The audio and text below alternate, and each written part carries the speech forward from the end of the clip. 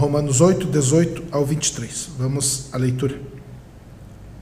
Estou absolutamente convencido de que os nossos sofrimentos do presente não podem ser comparados com a glória que em nós será revelada.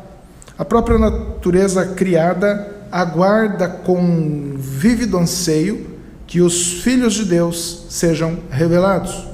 Porquanto a criação foi submetida à inutilidade, não por sua livre escolha, mas por causa da vontade daquele que a sujeitou, na esperança de que também a própria natureza criada será libertada do cativeiro da degeneração em que se encontra, recebendo a gloriosa liberdade outorgada aos filhos de Deus.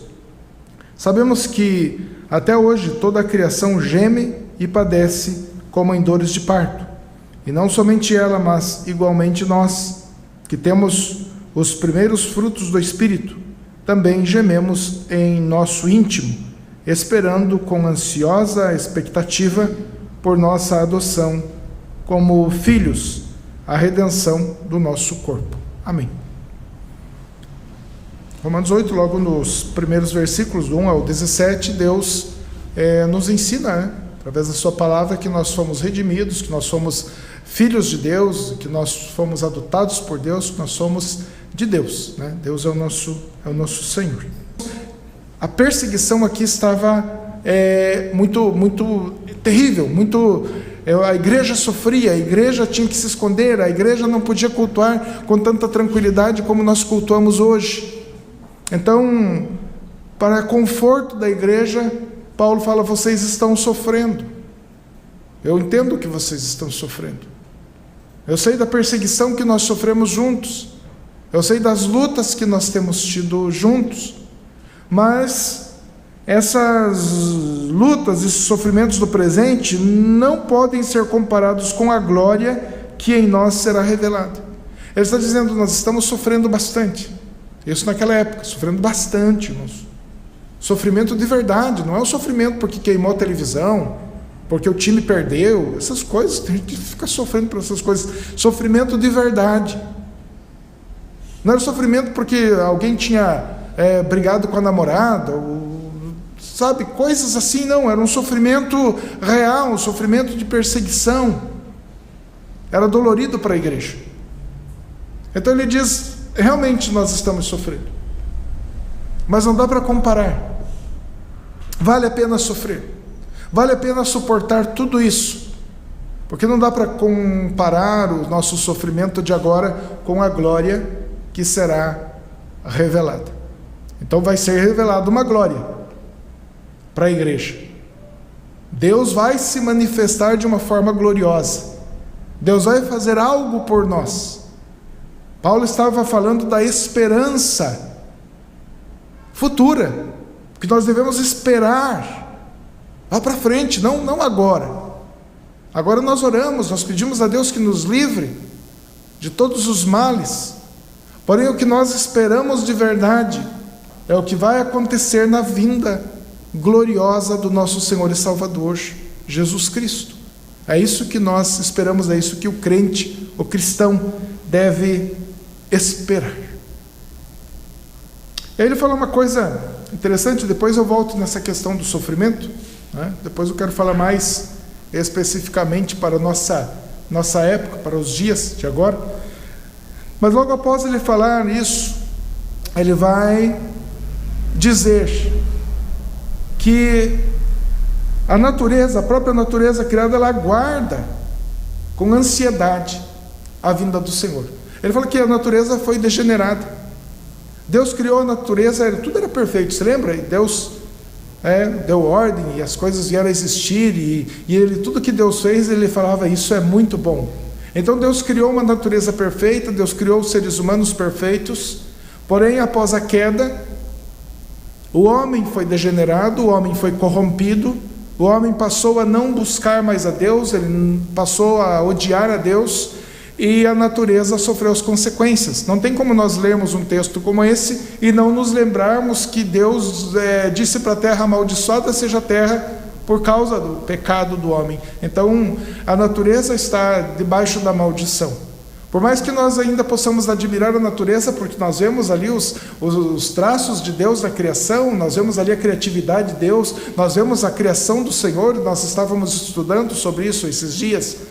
Porém, essa natureza que nós vemos, ela foi corrompida por causa do nosso pecado, por causa do pecado do homem, né? E se a natureza já é admirada, nós vemos tantas coisas bonitas, né? Imagine como ela era no início. E o homem olhava para a criação de Deus e glorificava a Deus. E hoje não, o homem olha para a natureza e por causa da sua pecaminosidade, ele não dá a glória devida ao Senhor. Então a natureza sofre. Nós vemos como depois da queda, né, aí vieram os furacões, tempestades, diferença de clima, sofrimento, um animal contra o outro, né? Tantos problemas, né? A morte na natureza também, tudo isso por consequência do pecado original, o pecado de Adão. Então ele diz aqui que a natureza, ela espera a redenção, ela espera a vinda de Jesus Cristo, né? É como se Paulo desse uma inteligência à natureza. É como se Paulo desse uma sabedoria para a natureza, como se toda a natureza estivesse pensando, eu estou esperando a vinda de Cristo. Mas por que isso? Qual é o motivo da natureza estar esperando a vinda de Cristo? É justamente, irmãos, por causa da restauração que vai acontecer. Deus vai restaurar tudo isso. Tudo que foi prejudicado pelo pecado, tudo que foi amaldiçoado, agora na vinda de Jesus Cristo, tudo vai ser bendito. Quando Jesus Cristo voltar, vai ser criado novos céus e nova terra. E isso é um fato. Outro dia uma pessoa perguntou, mas isso está na Bíblia mesmo? Isso vai acontecer? Então, vai acontecer porque realmente está escrito na palavra de Deus. Então Isaías 65:17, Deus falando através do profeta, está escrito assim, criarei novos céus e nova terra. Então lá ele anuncia, ele criaria novos céus e nova terra. Em 2 Pedro 3:18 está escrito assim, esperamos novos céus e nova terra. Então lá no profeta Isaías, criarei, é uma promessa de Deus. Em 2 Pedro 3:18, esperamos novos céus e nova terra. E em Apocalipse 21:1 está escrito, vi novo céu e nova terra. Veja então, há uma promessa de novo céu e nova terra, há uma esperança da igreja no novo céu e nova terra, e em Apocalipse já, que está mostrando lá na frente, depois da vinda de Jesus Cristo, vi novo céu e nova terra. Então nós devemos esperar nisso. Irmãos, nós falamos muito de salvação, e que nós somos pecadores e que nós precisamos de um Salvador. Nós precisamos realmente de Cristo para nos salvar. Aí vem aquela pergunta, nos salvar do quê? E nós logo respondemos, não, Jesus veio para nos salvar da condenação eterna, para nos salvar da ira vindoura, para isso que Jesus Cristo veio e morreu na cruz.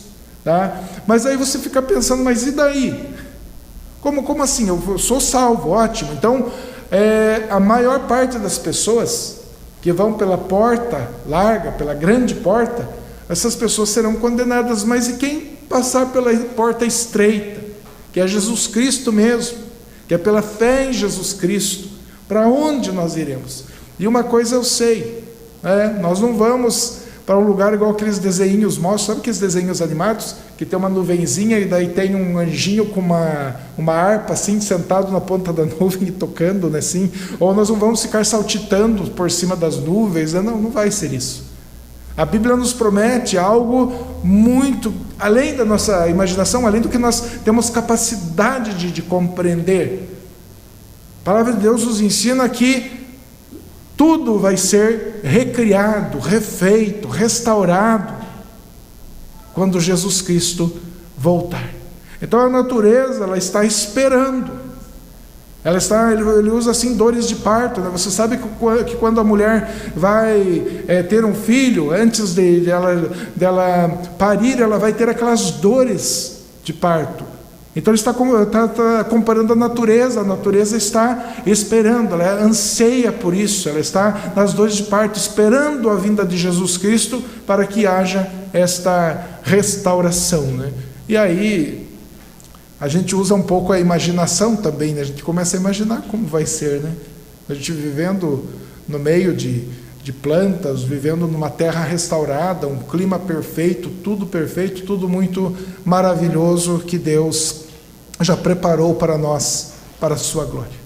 Talvez você possa imaginar, mas não pode, pastor, eu não sei, para mim parece que tudo vai ser destruído e acabou, e eu quero ir morar no céu. Irmãos, quem morre, né, agora, nesse momento, vai com Jesus nas regiões celestiais. Porém, quando Jesus Cristo voltar, na restauração, nós vamos habitar numa terra totalmente refeita, novos céus e nova terra. É isso que vai acontecer, tá? E nós, né, para que nós possamos herdar esse novo céu e nova terra, Paulo ele fala no versículo 23, e não somente ela, ou seja, a natureza, mas igualmente nós, que temos os primeiros frutos do Espírito, né? O Espírito Santo habita na igreja, o Espírito Santo já transformou o nosso coração. De alguma forma nós já fomos regenerados, né? A nossa alma foi regenerada, porque agora nós cremos na Bíblia, nós cremos no Evangelho, nós cremos na Palavra de Deus. Então por isso ele fala dos primeiros frutos, né, do Espírito. Nós também gememos em nosso íntimo, esperando com ansiosa expectativa por nossa adoção como filhos, a redenção do nosso corpo. Veja que a natureza espera que ela seja redimida, que ela seja refeita na vinda gloriosa de Jesus Cristo. E ele fala sobre nós. Daí eu não sei, irmão, se realmente você tem isso dentro de você. Paulo está falando, nós também gememos em nosso íntimo, esperando com ansiosa expectativa por nossa adoção como filhos, a redenção do nosso corpo. O nosso corpo vai ser redimido. Então esse teu corpo que sofre, que tem as dores, você tem as dificuldades, você vive num mundo caído e você herdou esse corpo de Adão. E esse corpo ainda ele tem alguns costumes do Adão, e às vezes você luta contra ele, aquilo que a Bíblia chama de luta contra a carne. É o Espírito Santo de Deus habitando em nós, fazendo com que nós busquemos a Deus, mas às vezes o teu corpo, a tua carne, ele insiste em fazer a tua própria vontade. É o que a gente chama de vontade da carne. Aí vem aquelas brigas, né? Às vezes você briga com alguém, você xinga, você se põe de vítima, você começa a sentir tantas coisas e tristezas e depressões e opressões, e você de repente cai no desespero, e você chora, e você sofre, e você fala que ninguém ama você, que ninguém gosta de você, que você não vale nada, aquelas coisas assim que você costuma dizer às vezes. Mas o cristão, ele deve agir de forma diferente quando ele enfrenta essas dificuldades, quando ele enfrenta esses problemas. Ele deve pensar assim: eu posso estar, sim, sofrendo nesse momento. Eu posso ter as minhas dificuldades nesse momento. Pode ser que hoje ninguém me dê um abraço, né, do Dia dos Pais. Pode ser que hoje você não tenha a família que você gostaria de ter. Pode ser que a tua vida não esteja de acordo com o que você gostaria que ela fosse. Mas como nós podemos nos confortar, como nós podemos nos conformar, através das Escrituras, através do Espírito Santo de Deus? Ouvindo isso, estou absolutamente convencido de que os nossos sofrimentos do presente não podem ser comparados com a glória que em nós será revelada. Entende? Você pode sofrer nesse tempo. Mesmo o cristão pode ter lá seus problemas, mas ele deve pensar assim: isto é momentâneo. Você não deve se fechar num quarto e chorar, e pensar coisas, pensar que a tua vida não deu certo, que nada te ajuda, que ninguém te ajuda. Não, o que você deve fazer? Olhe para as Escrituras. Pense que Jesus Cristo, Ele morreu por você. Pense que Jesus Cristo Ele morreu por você quando você ainda era um pecador, e que você estava condenado à vida eterna, na perdição, na morte eterna. Você estava condenado por Deus, ao castigo eterno. Então eu poderia dizer, o sofrimento daqui, parafraseando aqui, o sofrimento daqui não pode se comparar ao sofrimento que você vai ter no inferno, se você não crescer em Jesus. Irmãos, tem gente que pensa que sofre aqui. Às vezes a gente vê uma pessoa que sofreu aqui, mas ela fez um monte de coisa errada, não quis saber de Jesus Cristo e a vida dela foi terrível. E aí você vê aquela pessoa deitada num caixão, e ainda olha e fala, agora descansou. Agora está com Deus, Não está. Não descansou. Só vai para o descanso do Senhor aquele que crer em Jesus Cristo. Então não dá para se comparar o sofrimento também daquele que não crê em Cristo com o sofrimento que ele terá. Porque o grande sofrimento que essas pessoas incrédulas terão é a ausência eterna de Deus. É a condenação eterna ao sofrimento. Não dá para se comparar. Então o que nós devemos fazer? Nós devemos crer em Jesus. A nossa confiança deve estar em Jesus Cristo. E nós devemos passar por situações difíceis. Eu falei que ia voltar no sofrimento, já voltei no sofrimento presente. Nós devemos enfrentar essas situações difíceis quando as coisas não vão bem em nossa vida. Esperando, esperando, irmãos, esperando com esperança em Jesus Cristo. Porque Ele vai voltar. Ele disse que vai voltar. Ele não brincou. Ele não falou, não, eu vou lá com o meu pai e vou ficar lá, e vocês que se virem do jeito de vocês. Não, Ele disse, eu vou voltar. Ele vem nos buscar. Ele irá redimir esse teu corpo, a tua alma. Tudo será redimido. Você não vai mais ter desejos pecaminosos. Você não vai mais ter preguiça de cultuar a Deus. Aliás, nós nem deveríamos ter, Às vezes dá preguiça de cultuar a Deus, isso é coisa da carne. Quando nós recebemos um corpo glorificado do Senhor, nós viveremos diante do Senhor e teremos o maior prazer, a maior alegria de estar louvando, engrandecendo ao nosso Deus. Irmãos, quando Jesus Cristo voltar e redimir o teu corpo, transformar o teu corpo, esse corpo com essa carne que nós temos, que nós herdamos de Adão, ela vai ser substituída por um corpo que nós ganharemos de Cristo. Paulo, em 1 Coríntios, no capítulo 15, ele fala a respeito disso. Jesus Cristo foi feito primícia dos que dormem, ou seja, Ele levantou primeiro dentre os mortos com o corpo glorificado. E não só isso, Ele é primícia, foi feito primícias também porque Ele é o Filho de Deus. E quem crer nele, ressuscitará com um corpo semelhante ao dele, um corpo glorificado também. Irmãos, pensa bem, você estará no paraíso, numa terra refeita, e você estará vivendo com Jesus. Essa restauração é tão perfeita, é tão maravilhosa, que você vai comparar com o jardim do Éden, esse primeiro paraíso, e você vai ver ali Adão e Eva, um homem e uma mulher. E aí você vê essa terra refeita, onde nós estaremos ali habitando, e haverá ali um homem e uma mulher também.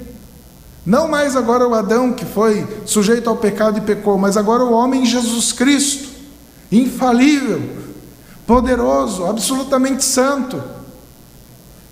E haverá ali uma mulher com ele, a igreja de Cristo, a igreja do Senhor. A igreja do Senhor é formada por um povo que crê no Evangelho, que crê em Jesus, que depositou toda a confiança no Senhor, que sofreu nessa terra, que passou por dificuldades, mas sempre na esperança em Cristo Jesus. Sempre na esperança.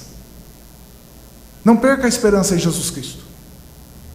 Não ache que Jesus Cristo não está te ajudando porque a tua vida não está de acordo com a tua vontade, com o que você queria, não. Creia em Deus. É Ele quem controla a tua vida. É Ele que dá o caminho, a direção para a tua vida. Não é do teu jeito que as coisas devem ser, e sim do jeito do Senhor que você serve. Não insista no erro.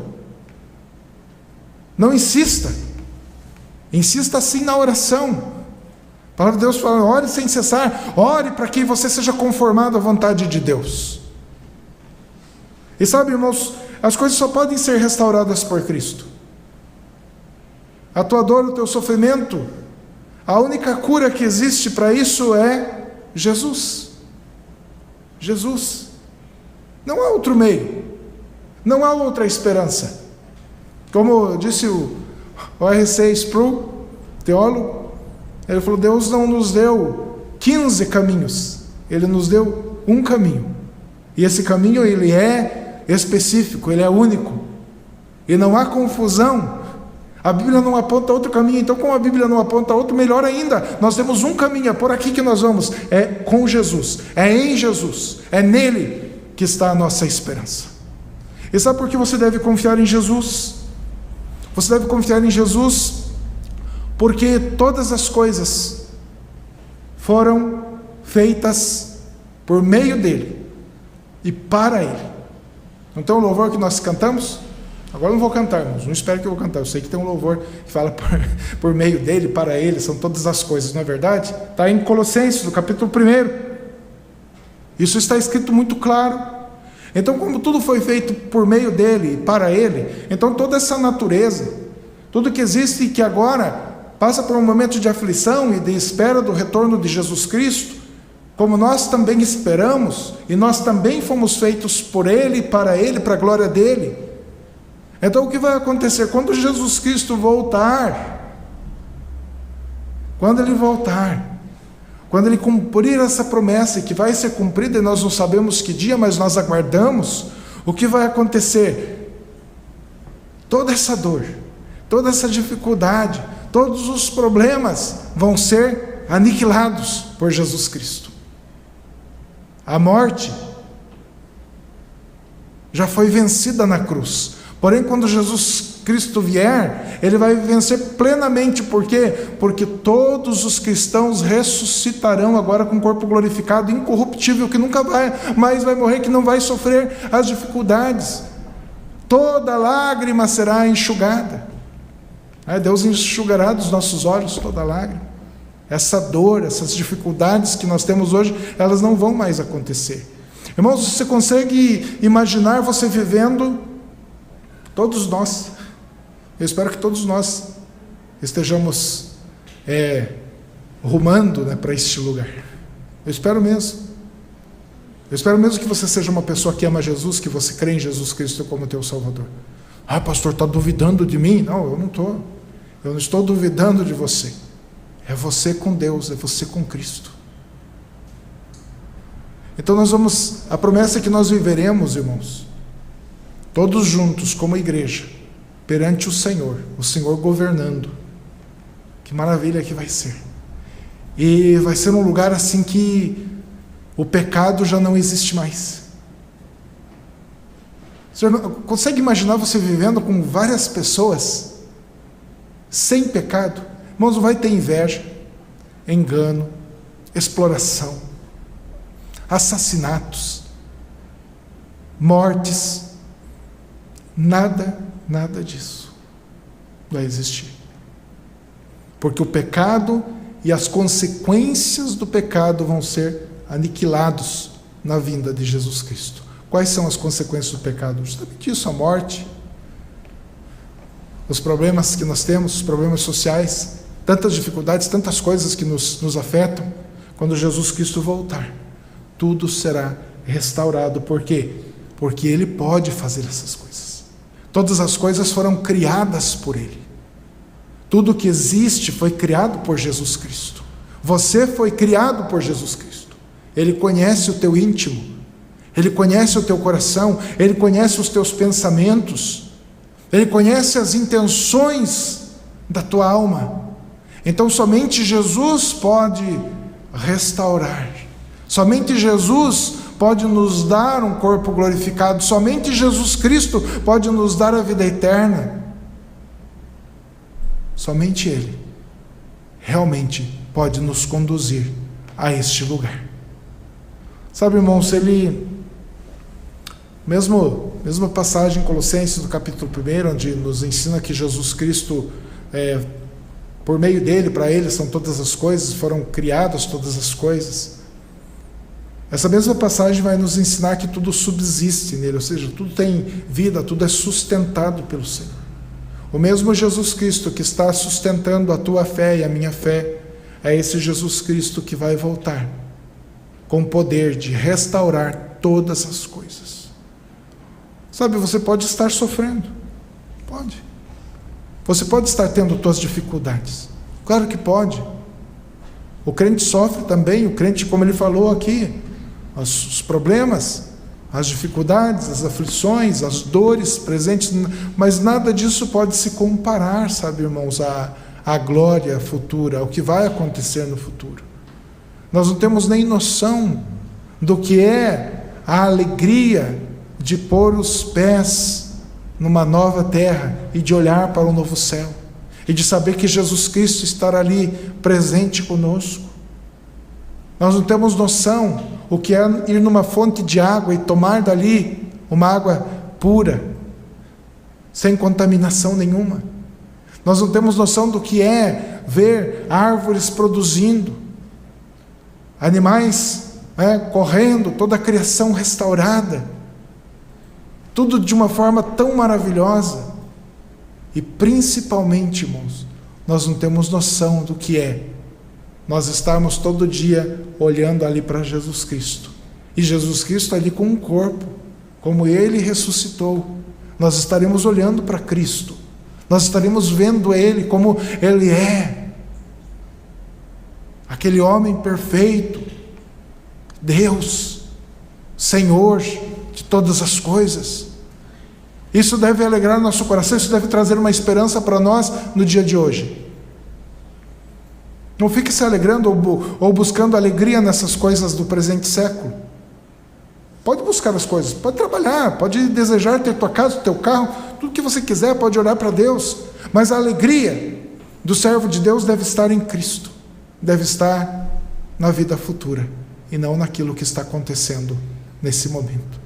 Então olhe para Cristo e tua vida vai ser diferente. Olhe para o Senhor, eu tenho certeza que você vai estar se alegrando.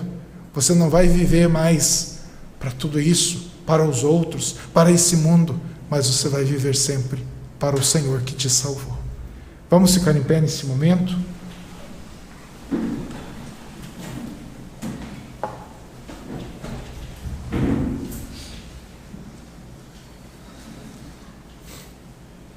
Tudo isso, irmãos, só é possível em Jesus Cristo. A promessa de Deus é maravilhosa.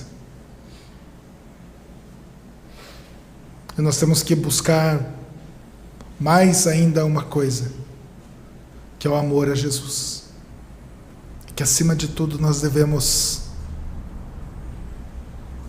desejar o paraíso, um novo céu e nova terra, pelo fato de Cristo estar lá.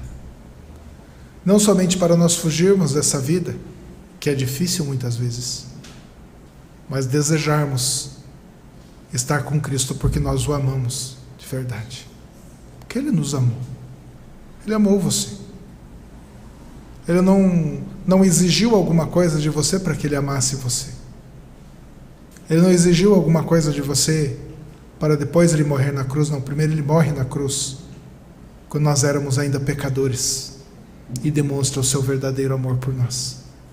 E agora Ele nos dá uma promessa: Ele virá. Ele virá. E virá para morar eternamente com a sua igreja.